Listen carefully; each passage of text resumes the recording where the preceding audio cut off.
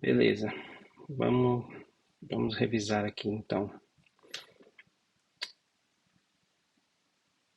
Eu criei esses três slides. Agora, para criptografia aplicada, eu vou não só. Eu queria não só colocar esses textos aqui, deixa eu criar um slide novo aqui. Vou aplicar esse cara aqui. E aqui eu vou colocar na criptografia aplicada.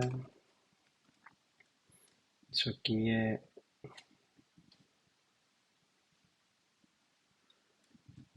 no mundo moderno,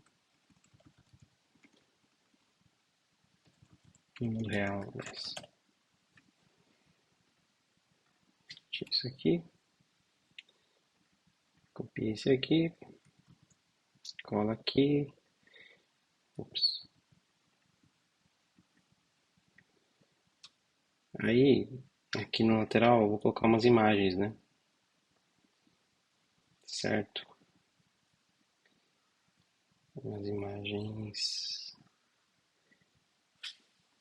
para exemplificar. Deixa eu ver se eu...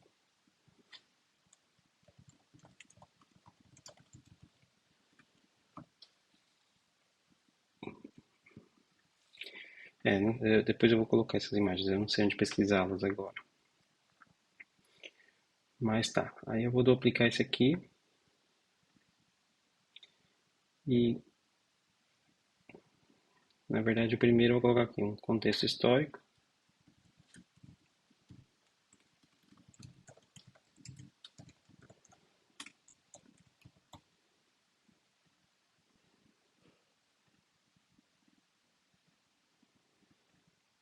E aí eu tiro isso aqui daqui e pego aquilo que a gente já tinha colocado aqui. Comunicação entre os primatas.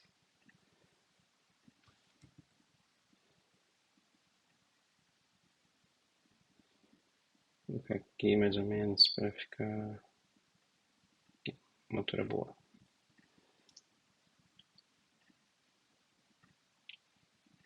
Então eu vou colocar algumas imagens aqui dos hieroglifos, como eu falei, das cavernas lá com mensagens, algumas tabelinhas, enfim, colocar algumas imagens para poder falar disso depois. Antes de avançar para o próximo tema, próximo tópico que é o de ataques, faltou eu falar uma coisa muito importante aqui em relação ao tema anterior, que era criptografia simétrica versus criptografia assimétrica, certo? Deixa eu fazer a transição aqui. Nesse ponto aqui,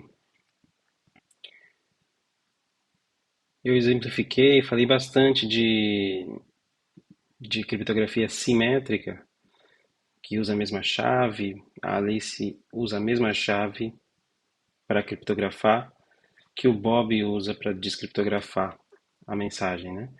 E aí eu disse também que na criptografia assimétrica, a Alice usa uma chave pública para criptografar a mensagem, mas eu não dei a ênfase necessária nessa chave pública.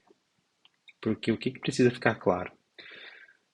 Precisa ficar claro que o Bob ele tem uma chave privada que descriptografa o ciphertext.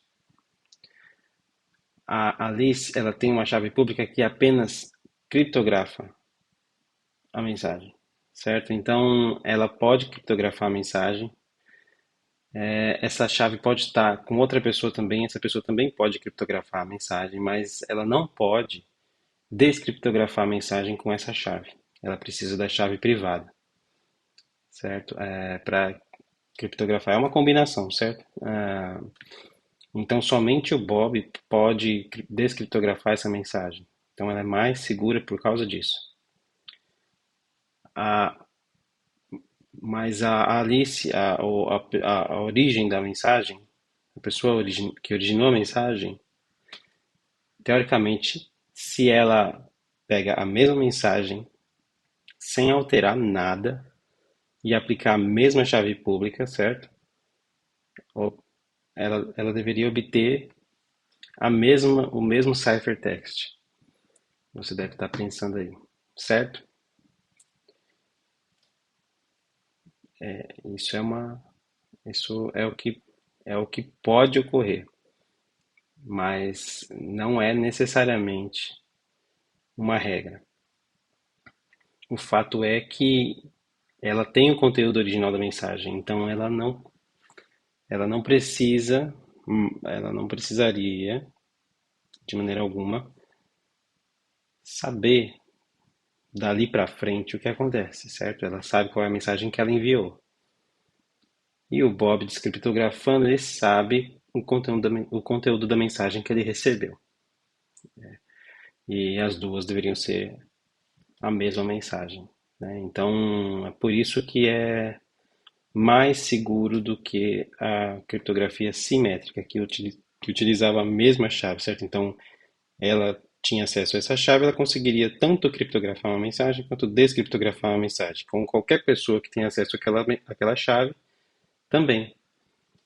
Então, acaba que, apesar de parecer só um passo adiante, a criptografia assimétrica é muito mais avançada do que a criptografia simétrica, né? Então, e também conhecida como criptografia de chave pública, importante ressaltar, porque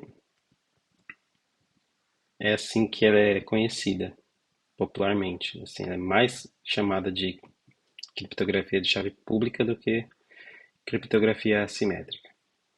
Mas aí fica a seu critério, né? Como você vai chamar.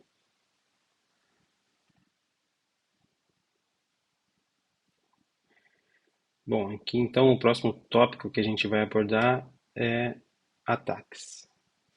Então deixa eu só recuperar minhas notinhas aqui.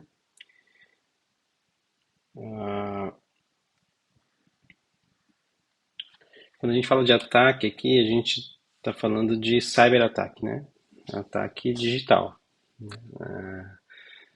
E acho que todo mundo a essa altura já conhece alguém ou já foi alvo, conhece alguém que foi ou a pessoa já foi alvo de ataque, certo? Digital.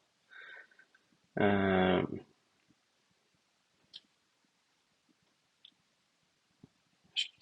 então é um assunto que é popular, eu diria, hoje em dia. Mas o fato é que é o seguinte, deixa eu começar a, a escrever, né? Sobre isso. Criptografia simétrica, simétrica, histórico.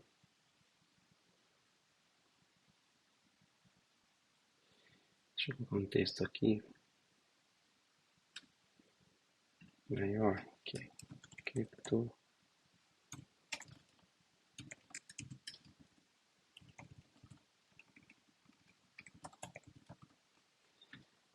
aplicada. Tá. Então eu vou colocar aqui um texto falando de ataques.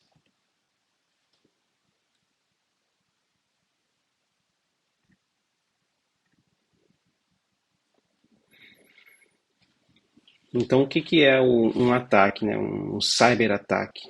Ele é um método, né? Um método de, como é que fala? De desvio, né, da segurança.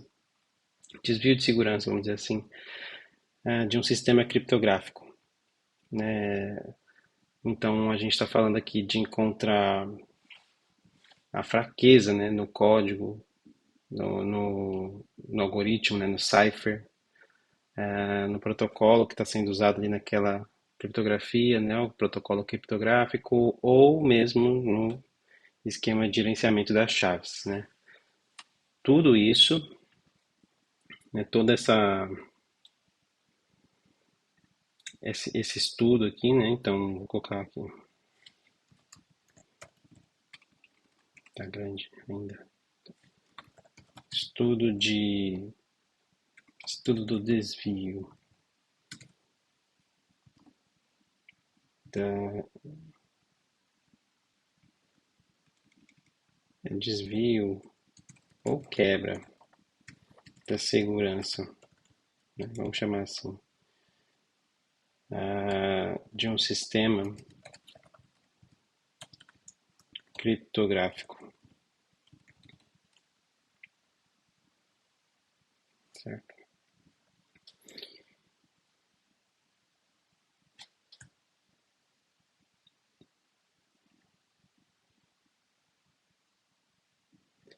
Na verdade, o ataque ele é o desvio, né? Deixa eu colocar aqui, é o próprio desvio. Desvio ou quebra da segurança de um sistema criptográfico. Como? Ah, então, como? Vou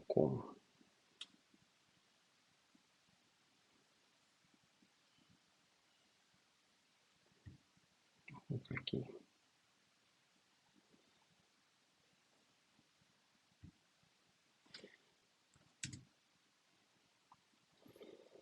É,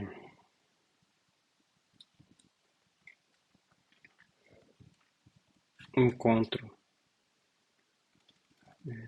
um ponto fraco no, quando se encontra um ponto fraco na, no código mesmo, né? Então, um ponto fraco no código da aplicação, certo? Do sistema, da aplicação, enfim, do código. Que mais?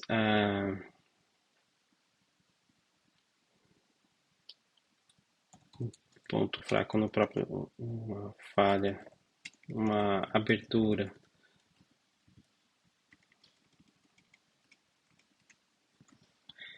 Deixa eu fazer melhor aqui. Pontos fracos, né?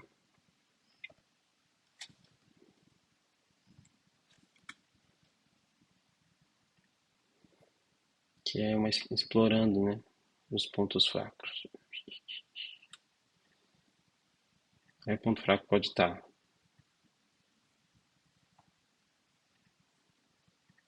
no próprio código,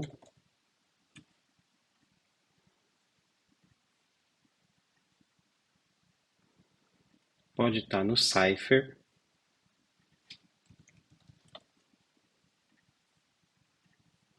que é o nosso algoritmo, né? O algoritmo desenhado para criar o ciphertext a partir das chaves, né? É, o próprio protocolo criptográfico que a pessoa está seguindo e o mais comum de todos, qualquer pessoa, acho que iria primeiramente sugerir esse daqui, que é no esquema de gerenciamento das chaves ou de chave. Então são pontos fracos aqui que precisam ser estudados, certo? Para que se consiga desviar um sistema.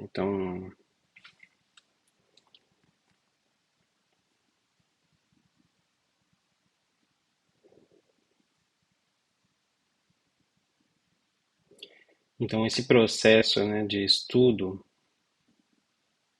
porque na verdade é o seguinte, aqui pode ser branco.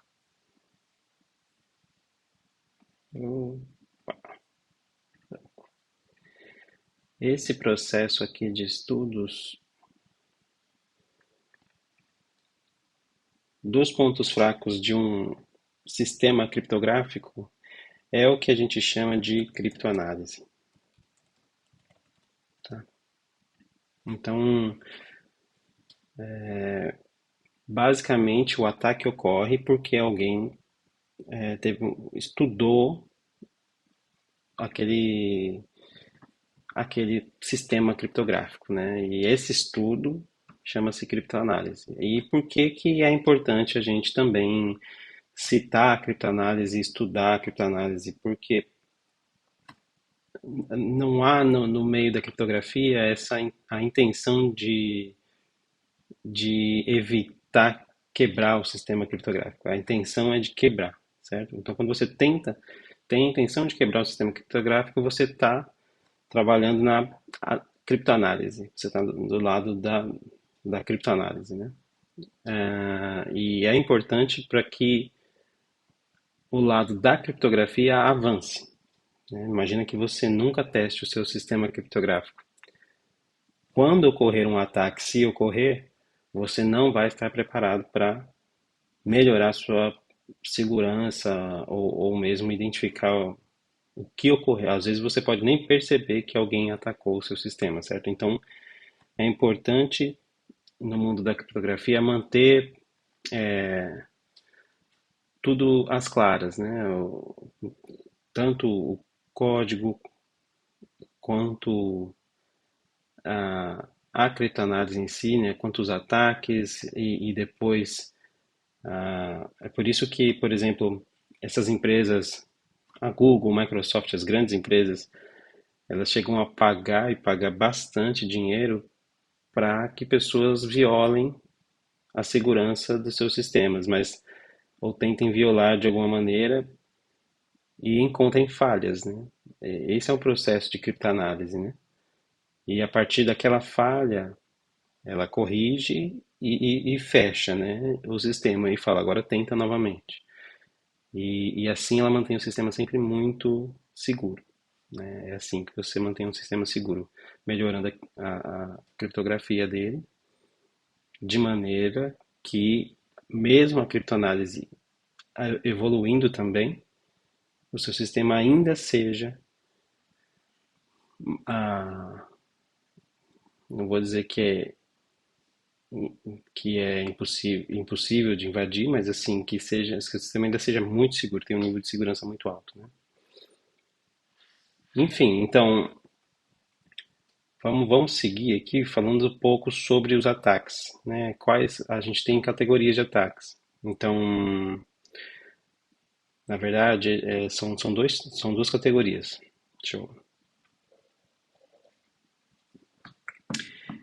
Deixa eu tomar um café, né? Bom, então, qual que é o objetivo de um ataque? Ok, ele explora um ponto fraco, desvia ou quebra a segurança de um sistema criptográfico. Aí a gente vem aqui e vai falar assim, tá, e quais são os seus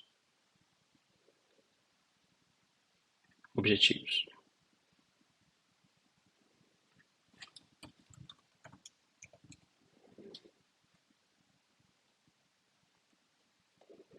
Por que que alguém rouba os dados de alguém? Por que que alguém intercepta uma mensagem ou intercepta ou hackeia um website ou enfim, qual que é a intenção, né? Por que que se quebra uma criptografia também, né? Por que que se ataca um sistema criptográfico? Essa é a pergunta que a gente está tentando responder aqui. E, a, e aí, na verdade, existem algumas palavras-chave aqui que a gente pode usar. A primeira delas é assim,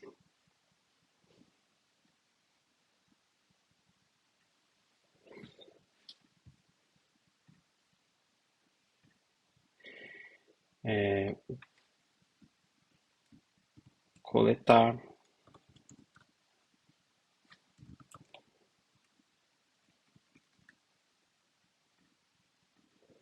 É isso aqui que eu vou fazer. Isso aqui vai ficar legal. Então, o objetivo pode ser coletar. Deixa eu dar trabalho. Pode ser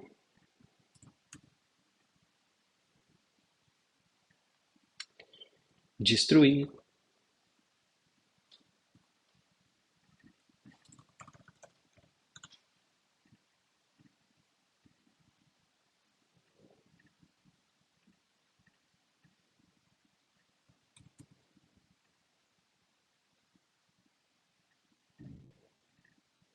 pode ser remover, né? Remover, deletar, né? Excluir, remover, excluir.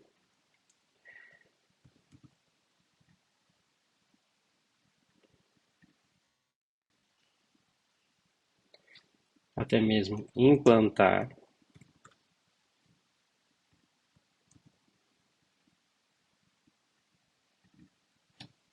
revelar. O quê?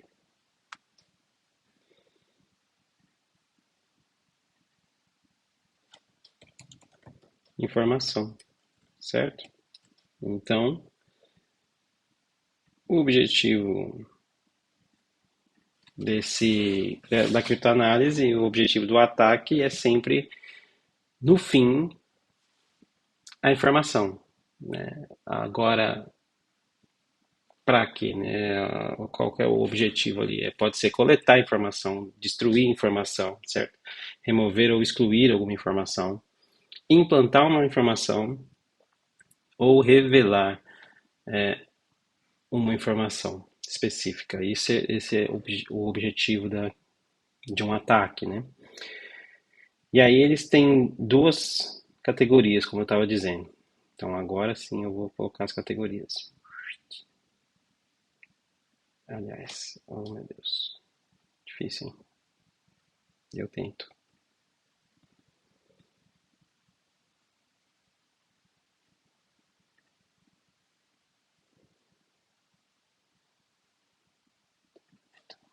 Vou colocar aqui em cima aqui. Objetivo, bacana. E aqui categorias de ataque.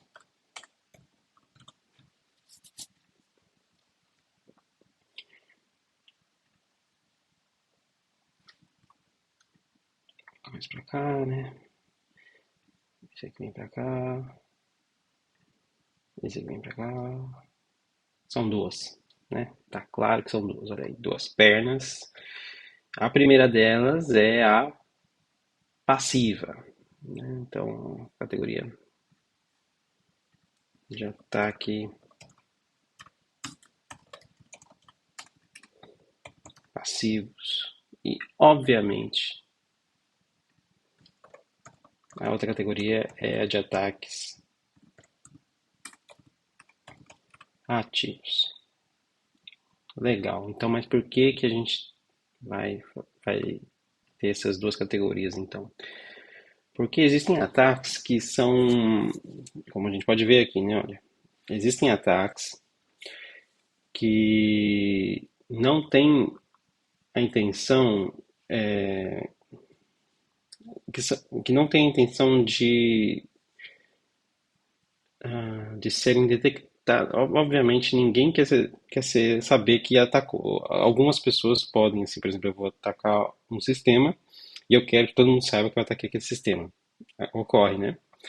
Mas há uma categoria específica de ataque na qual não se pretende ser descoberto, certo? Você quer atacar e sair despercebido, e para isso, então, você não pode fazer nenhum tipo de, você não pode, como é que fala? Mudar uma informação, né? Acrescentar uma informação nova ou remover informação, por exemplo, você quer passar ileso, certo? Você quer fazer um ataque, por exemplo, você quer obter uma informação, né? Então vamos lá. Algumas aqui. Você quer obter uma informação de acesso não autorizado. Isso é um ataque passivo. Então, por exemplo, interceptar um canal de comunicação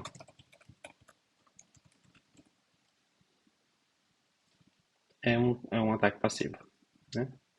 O que mais?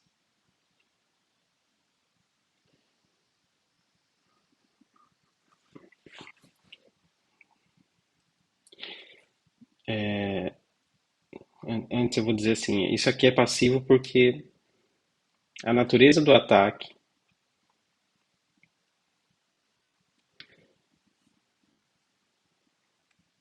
não afeta a informação e nem rompe o canal de comunicação, beleza? Então vamos dizer assim,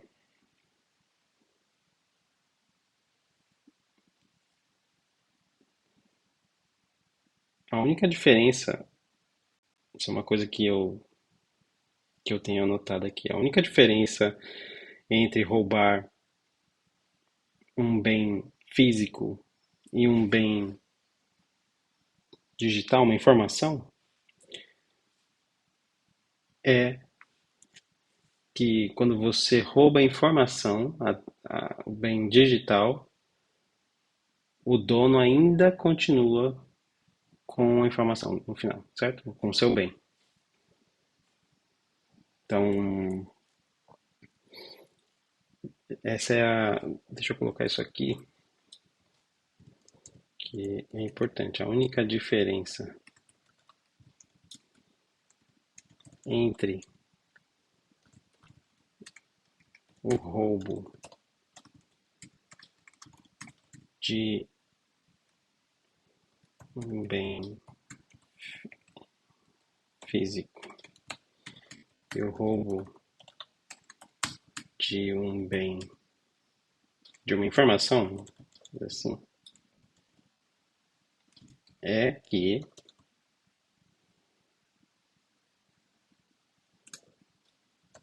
o proprietário,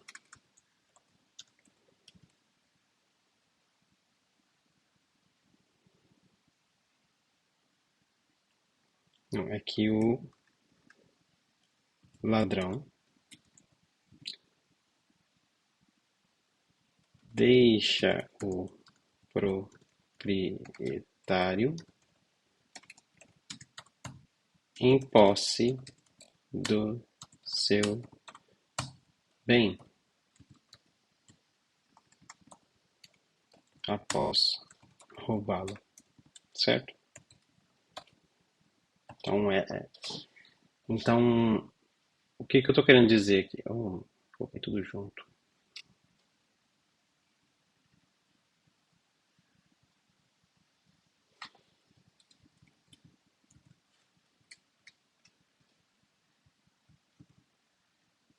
Então, o que que eu estou querendo dizer aqui?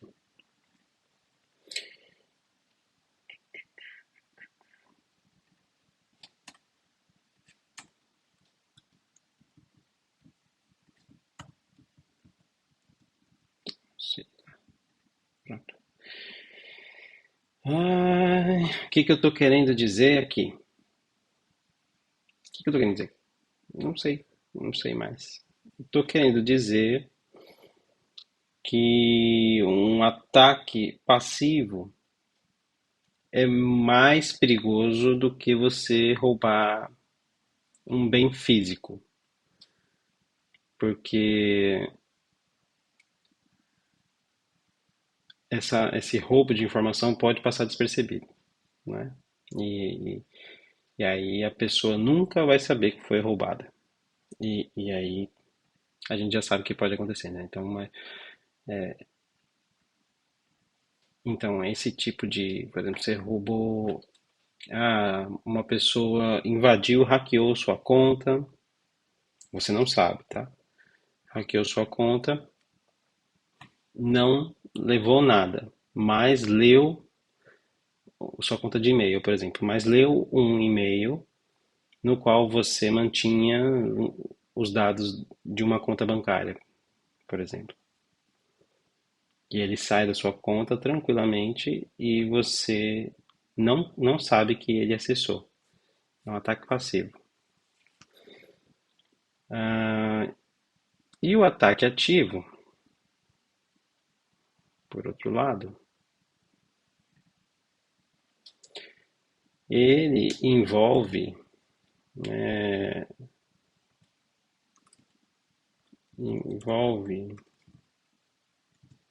alteração da informação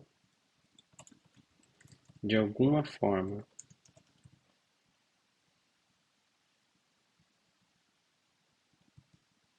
ao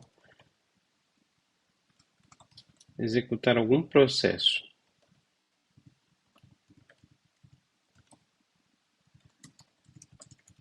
na informação, certo? Nos dados.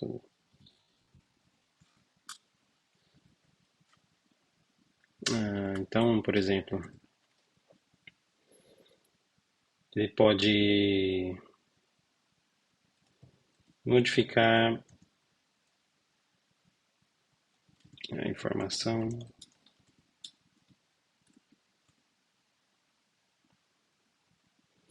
ele pode transmitir de dentro do sistema, né? Ele pode transmitir a informação de maneira não autorizada.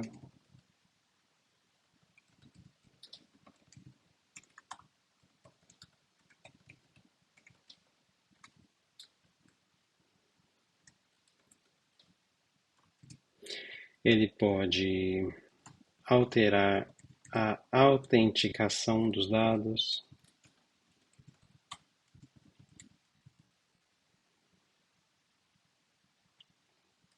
Por exemplo,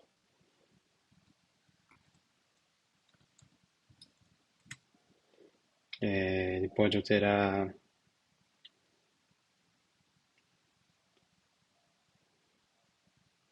o nome o nome da origem ou o timestamp, certo? Da mensagem.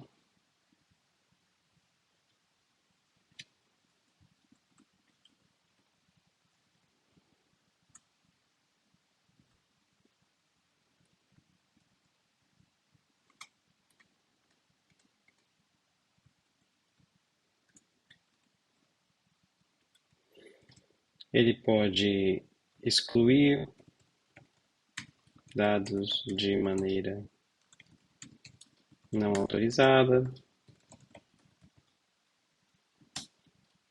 E ele também poderia negar acesso àquela informação. A negar acesso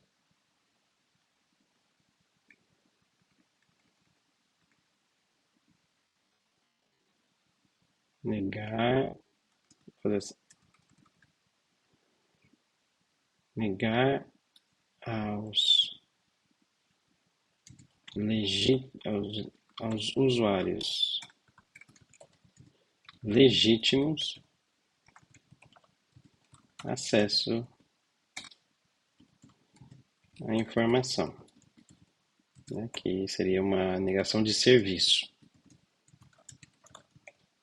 um tipo de ataque bem conhecido.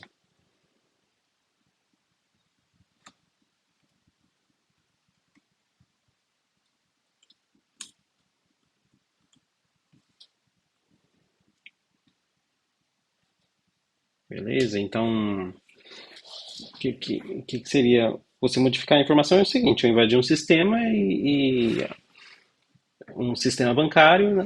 Entrei na minha conta lá mesmo e alterei meu saldo. Eu não tinha nenhum dinheiro lá e agora eu tenho 1.000. Isso é um ataque ativo no qual eu alterei, modifiquei a informação. Eu também posso entrar num sistema, já usei um e-mail, já usei o sistema bancário, eu posso entrar num sistema, ah,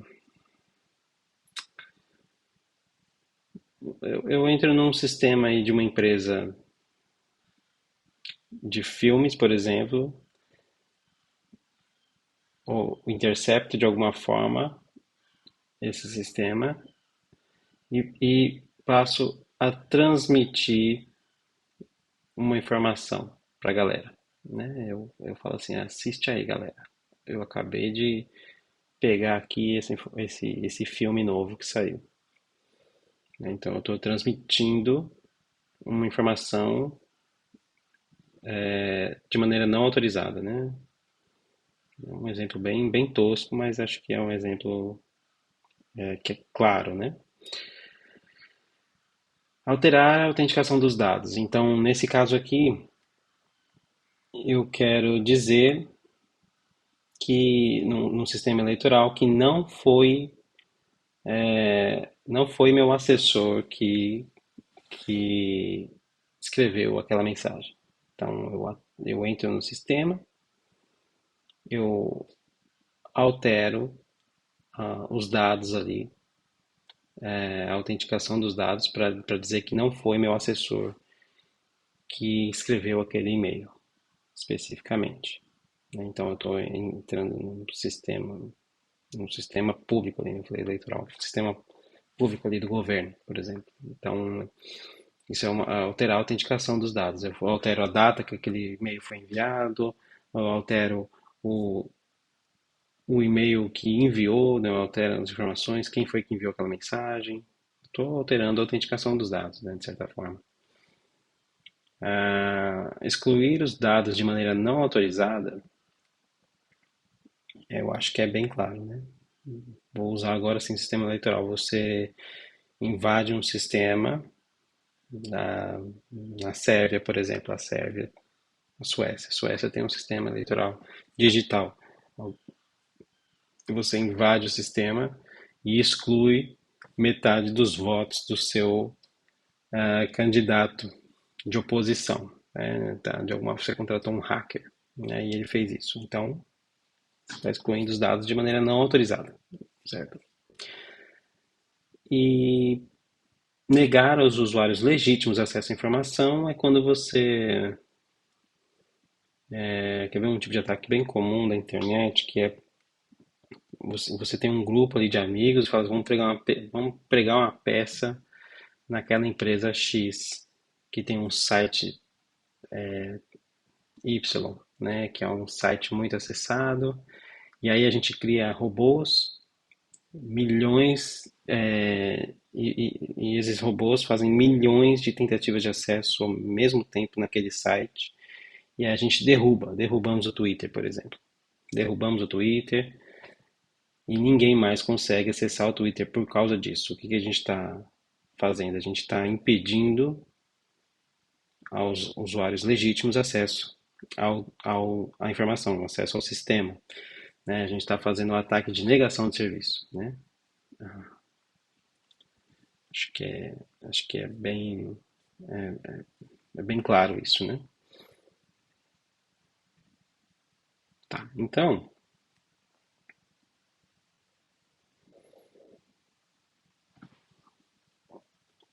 agora a gente vai avançar.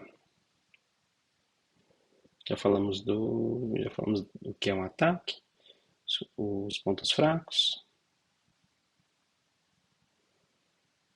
Isso tudo aqui é criptoanálise, o objetivo, as categorias de ataque. Tá. E existem algumas premissas aqui, né? Algumas coisas que a pessoa que está atacando, o atacante, né?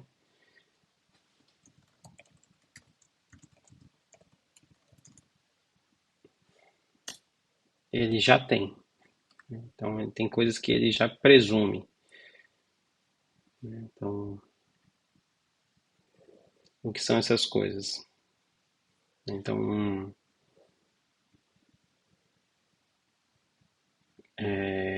bom, você precisa avaliar, considerar, imaginando agora que você é o atacante, né? Você precisa avaliar, considerar ali algumas variáveis de segurança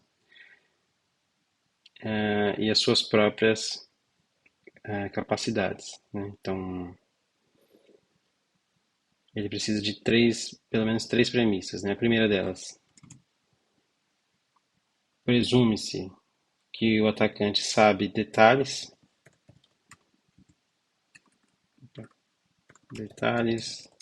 do esquema de encryption. Escrever assim porque é meio. Acho que não faz muito sentido escrever assim de criptografia ou de encriptação. Vou escrever encryption porque é o termo que se usa mesmo e pronto. Que ele tem acesso ao ciphertext, certo?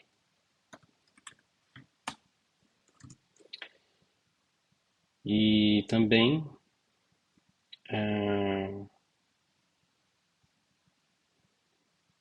que ele saiba um número de.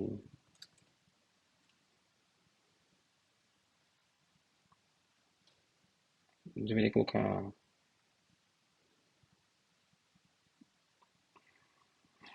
Não sei, um número, um grupo, uma quantidade. Ele sabe alguns pares de plain text, ciphertext, né? Associados com a chave. O cara sabe tudo, então não. Vamos lá. Então a gente tem algumas premissas. A primeira delas é que essa pessoa que atacou, ela tem algum detalhe do esquema de criptografia. Ela pode não ter tudo, mas ela tem alguns detalhes. Ela tem, com certeza, uma premissa, né? Acesso a ciphertext. É isso aqui, ó, tá vendo? Então ela mandou: Oi Bob, tudo bem? Alice. O ciphertext é esse texto criptografado. E a gente presume, não, esse cara tinha acesso a esse texto aqui. E o outro, ele tem acesso a alguns pares de ciphertext associados com a chave. Então, isso aqui é um par, né? Plaintext, ciphertext, tá vendo? Esse é o par. Ele tinha acesso a algumas mensagens e seus ciphertexts para que ele conseguisse, então, quebrar o sistema da forma que fez. Ele de alguma forma, descobriu ou a senha, ou alguma forma de invadir, né? De quebrar a segurança.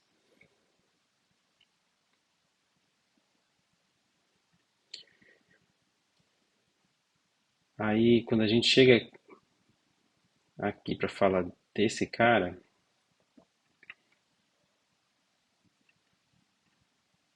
detalhes do esquema de criptografia, de encryption, a gente fala o seguinte, que o design de um sistema criptográfico, ele pode se basear em duas classes de algoritmos criptográficos, certo? Uma delas então são duas classes de algoritmos criptográficos.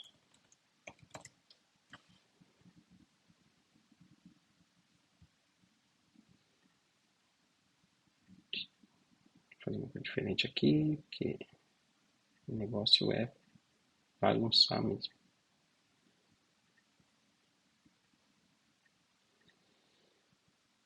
Um deles é algoritmos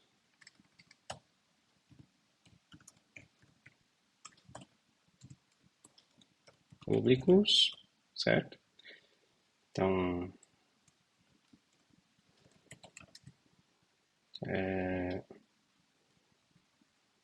quando a gente está falando de domínio público, né? Então,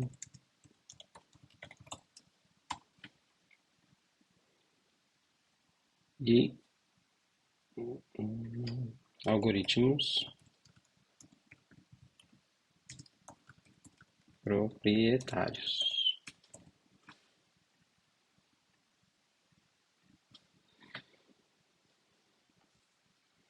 nos quais apenas o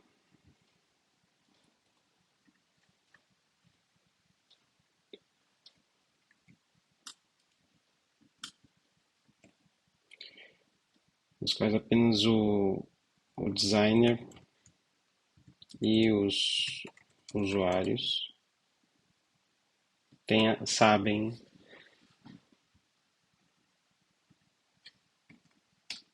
público tem acesso àquele algoritmo, né? Então, o que é um algoritmo público? De domínio público, qualquer pessoa pode não só usar, implementar, conhecer detalhes e aplicar na sua aplicação, onde você quiser, no seu sistema, na sua empresa. E alguns são proprietários, uma empresa específica, um grupo, uma organização específica.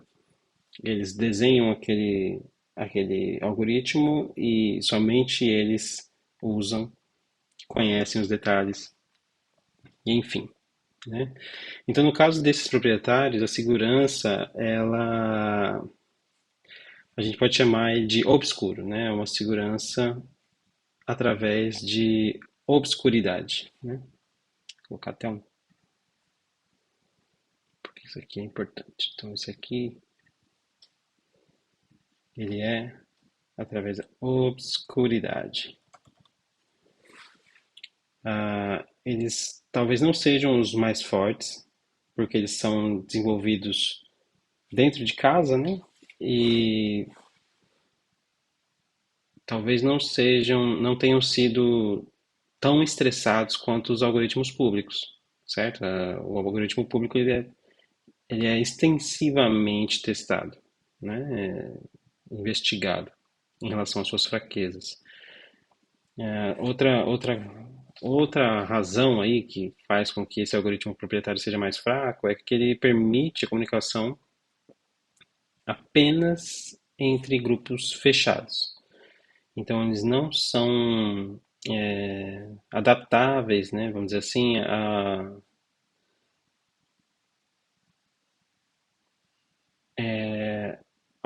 às comunicações modernas, né, os meios de comunicação modernos, nos quais as pessoas se comunicam ali com um grande número, certo? Hoje em dia, você não sabe com quem ou como as pessoas estão conversando, se comunicando, certo? Você não tem essa, você não tem como ficar tentando prever todos os cenários. É mais ou menos isso. Então, quando você cria uma criptografia, um sistema criptográfico, um algoritmo criptográfico proprietário e você tenta controlar todas essas variáveis de como que as pessoas estão se comunicando, quais são os tipos de entidade com as quais elas estão se comunicando e de que forma isso ocorre,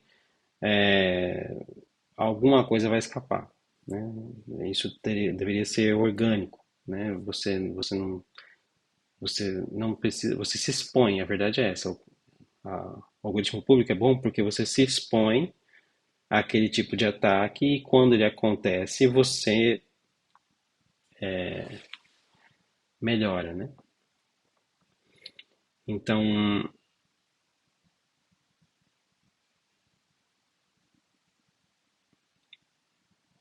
vamos dizer assim,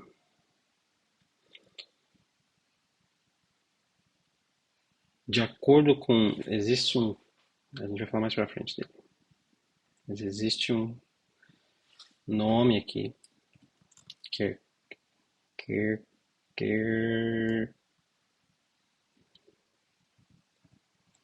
acho que é assim.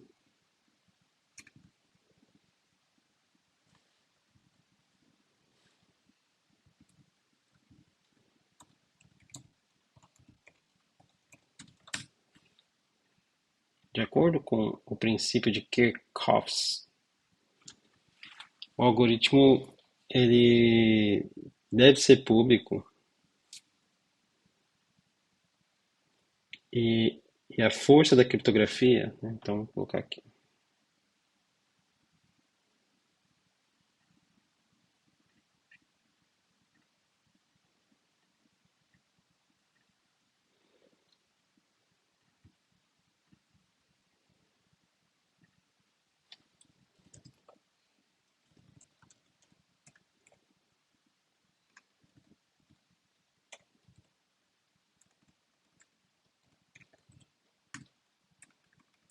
Eu nunca sei escrever algoritmo. O algoritmo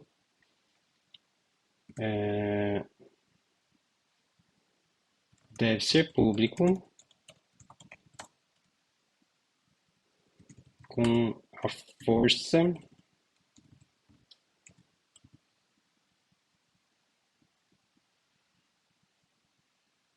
da encryption,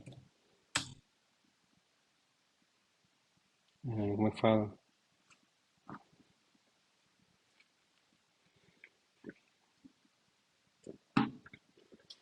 A força da encryption,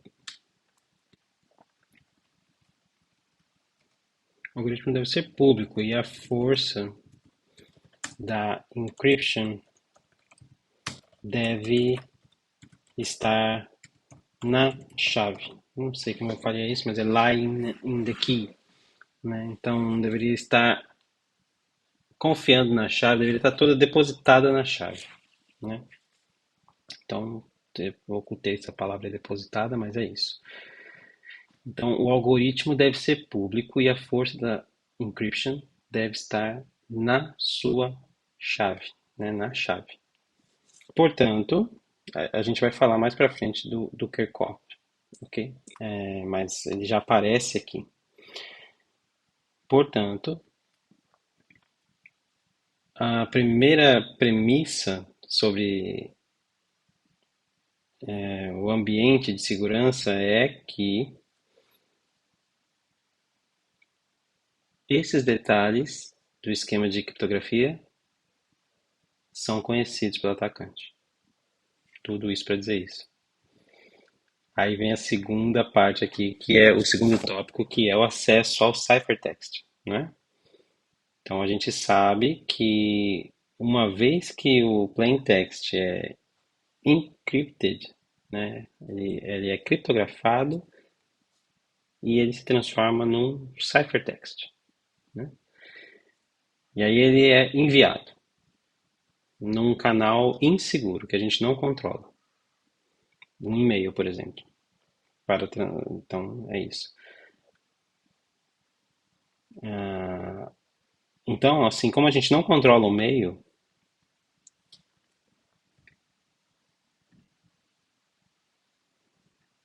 isso é só uma frase aqui, né?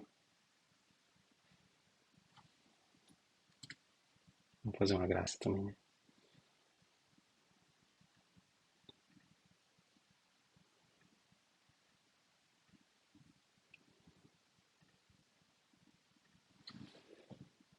Então, como a gente não controla o meio,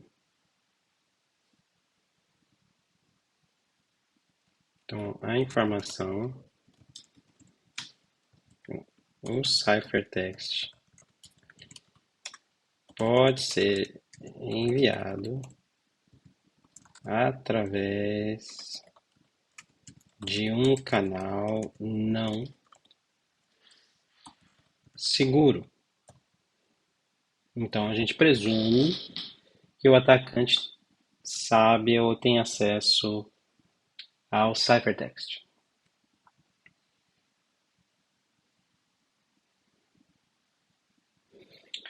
O terceiro, que a gente está falando aqui, agora eu vou escrever aqui, ó, é o fato que, assim, ela não é tão óbvia, né? Mas, assim, tem situações em que o atacante pode ter acesso à mensagem original e ao ciphertext. Você deve estar pensando assim, pô, então o cara para quê? Não precisa nem atacar mais, né? Mas, enfim, as circunstâncias, alguns exemplos podem ser assim. O atacante, por exemplo, ele pode influenciar a pessoa que envia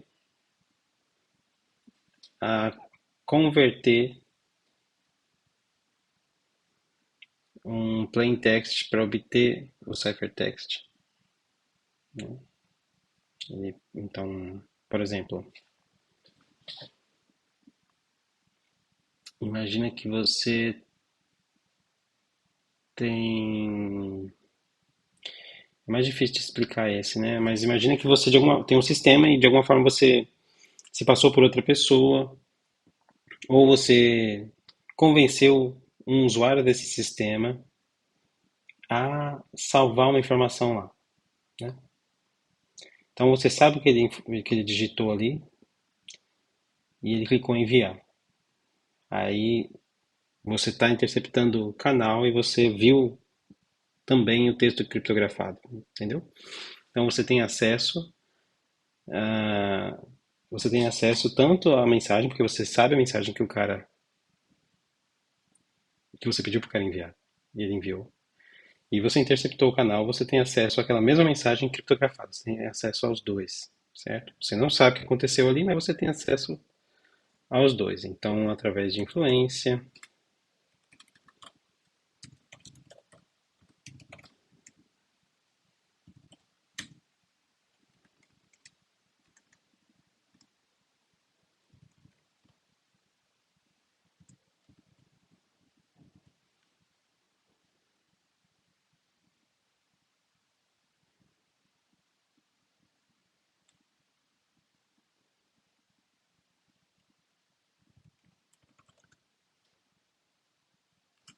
não dou, mas sobre, né?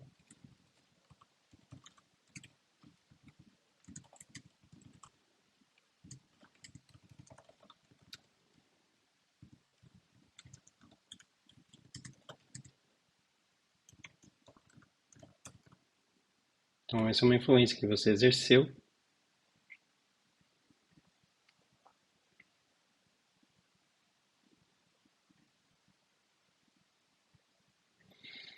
também.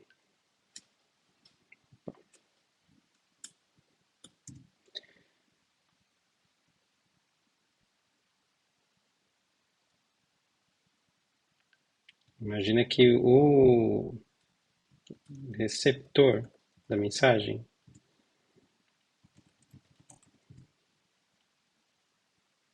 divulga o plaintext, enquanto o atacante possui o cipher. Também pode acontecer, certo? Então, a pessoa. Você tem o ciphertext, você vai lá e pergunta para a pessoa: posso dar uma olhadinha aí no seu. Em tal coisa, no seu sistema, porque o meu tá com problema, por exemplo? Minha página travou, posso usar sua sessão?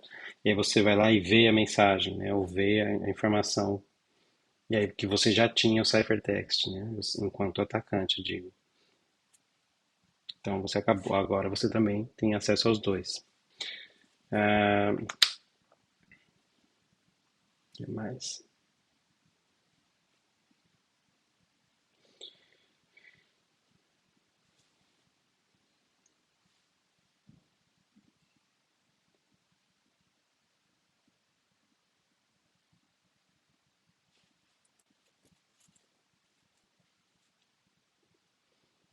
Ah, entendi. Entendi mais um aqui. Que é o seguinte. Quando a gente está falando de um sistema público de criptografia, a chave de criptografia, né, a encryption key, ela também pode estar no domínio aberto e ela é conhecida por um potencial atacante, né? Então, usando essa chave, ele pode pegar alguns textos, aplicar a criptografia com aquela chave e obter o ciphertext, certo? Então,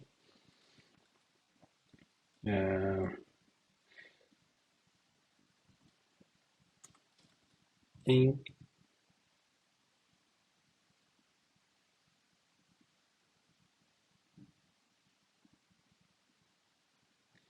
criptografia assimétrica apenas, tá? Criptografia assimétrica, o atacante pode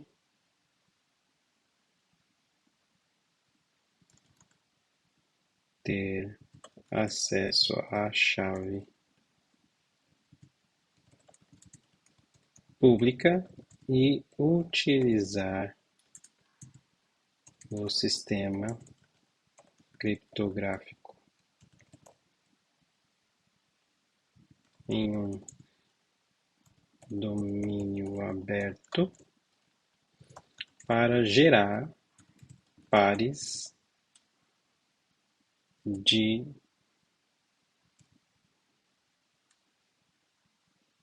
plaintext, ciphertext. Então, ainda assim, vocês vão ver que é mais difícil, né? Mas assim, não sei se está claro esse terceiro ponto, mas é o seguinte, quando você está falando de criptografia assimétrica, lembra que eu falei a chave pública? Qualquer pessoa pode ter acesso a essa chave pública e, e aí a chave pública pode criptografar os dados, ela não pode descriptografar, certo? Então você tem acesso a um ciphertext que você quer quebrar, você quer saber o que é o conteúdo daquela mensagem. Você tem a chave pública para criptografar outras mensagens usando aquele mesmo método de criptografia, aquele mesmo sistema criptográfico. Então você pega outras mensagens, outros plaintext que você cria e você aplica aquela chave e aquele algoritmo ali, aquele cipher. E você vai produzir um ciphertext também. Você faz isso várias vezes. Você cria um número ali, uns 10, 20 mensagens, eu não sei. Um número de mensagens ali que você tem capacidade para criar.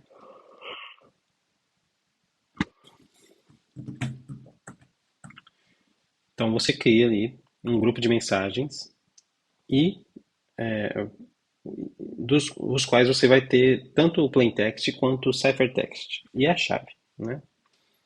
E a partir desse grupo de informação que você tem, você consegue agora estudar aquilo ali para tentar entender, ora, o texto era esse, aplicou-se uma lógica e esse texto se converteu para esse. Qual é essa lógica, né? Se você conseguir chegar perto disso, você provavelmente vai conseguir em algum momento desvendar parte ou toda a mensagem criptografada que você já tinha posta ali. Então, a gente presume que o atacante também tenha aplicado essa lógica, né? Então, são premissas, né? Então, a gente presume que a pessoa tenha capacidade de fazer isso. Ah, bom, eu acho que aqui, deixa eu ver o que mais que eu ainda posso falar. Antes de falar do Kerckhoff,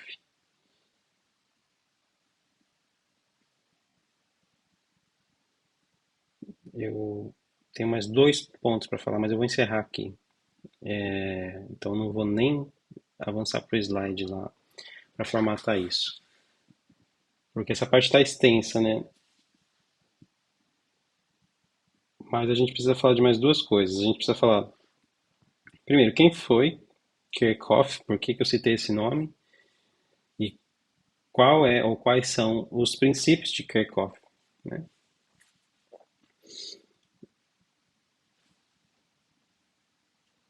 E aí a gente também precisa falar quais os tipos de ataques que a gente conhece, porque eu falei aqui das categorias de ataques, né? Então, olha como é que é extenso esse tópico. E aí eu vou falar quais são os tipos de ataques que a gente tem, né? E aí a gente encerra, né? E aí a gente vai depois, acho que, deixa eu ver se esse aqui é o último ponto aqui, do capítulo 1. Acho que é, né? Não. Ah, tá. Depois tem os objetivos de segurança. Espero que eu não tenha avançado. Ah, não. Não avancei, não. Tá, aí depois a gente vai falar dos objetivos de segurança, que é curto, é rápido. E na sequência aí a gente avança para o capítulo 2. Então, vou parar na metade aqui dos ataques, já falei bastante. E depois a gente resume isso aqui, certo? e aqui. Parar aqui. Então, será que eu devo pelo menos avançar aqui esse índice? Acho que sim, né?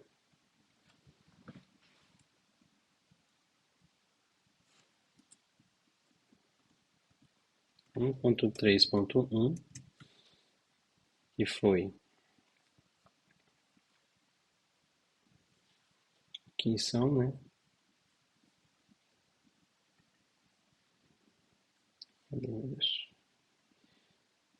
Ataques, tá? O que é um ataque?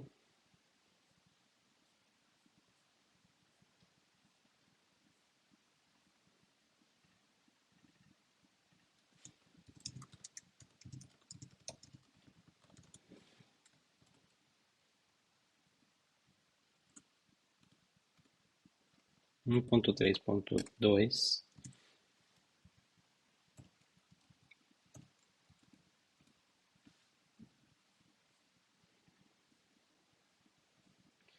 O objetivo de um ataque. É isso.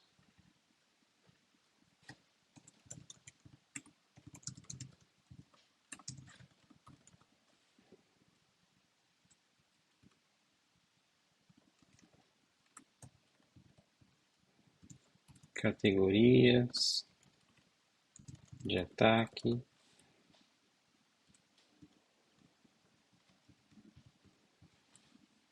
Tem mais que eu falei aqui? Meu Deus. Premissas.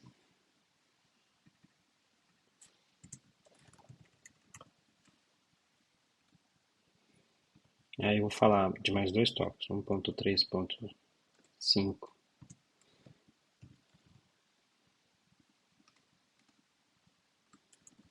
August Kirk. É difícil, cara. Hobbes. Kirchhoff. Vou aprender como é que fala. E, por último, vou falar sobre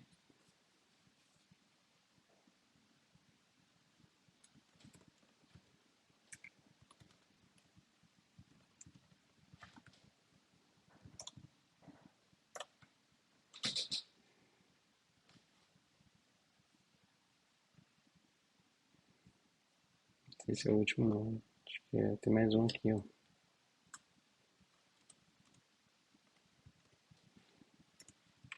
Ataques criptográficos. E, por fim, aí sim,